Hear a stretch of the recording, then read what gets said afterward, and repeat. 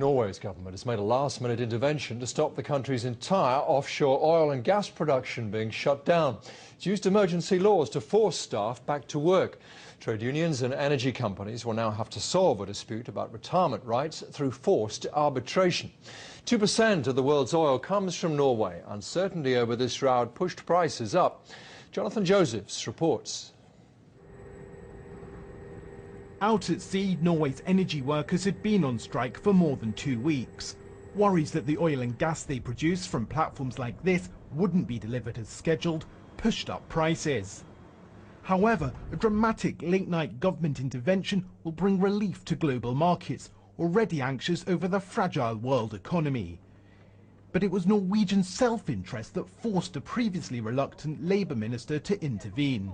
Hanna Bjorstrom said in a statement, "I had to make this decision to protect Norway's vital interests. It wasn't an easy choice, but I had to do it." The still unsettled row is over retirement rights. Workers want to be able to retire at 62 with a full pension. They say it's compensation for working in a dangerous industry.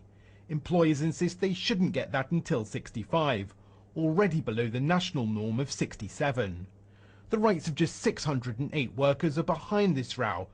We regard the demands as very unreasonable, with a enormous loss to Norwegian society and to the companies. It's more than between 30 and 35 million US dollars per day in loss for 3 companies. Norway's economy is hugely reliant on those energy revenues, but it was the industry that pushed a hesitant government to force strikers back to work. The union said this was a cowardly way out of their disagreement, and that it's sad the strike is now over. The two sides will have their grievances settled by an independent arbitrator, but it's unclear how long that will take. Jonathan Josephs, BBC News. Finally, to a trip which has turned into a new life for one American. The artist John Verdeman was drawn to the former Soviet state of Georgia by its folk music, and now 16 years later has combined his love of art with running a vineyard. John talks now about his twin passions and why Georgia has become home.